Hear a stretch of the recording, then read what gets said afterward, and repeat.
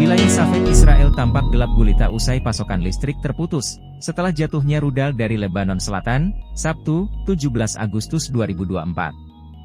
Rudal diduga ditembakkan oleh gerakan perlawanan Hizbullah Lebanon yang sejak 8 Oktober 2023 gencar menyerang kota-kota pendudukan Israel di wilayah utara negara pendudukan tersebut.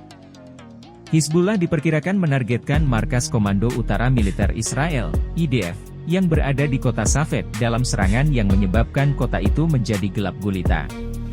Laporan menambahkan kalau serangan Hizbullah juga menyasar kota lain Israel di wilayah utara pendudukan.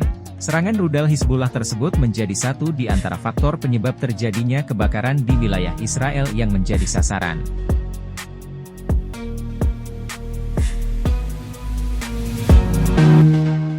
Download Tribun X sekarang, menghadirkan lokal menjadi Indonesia.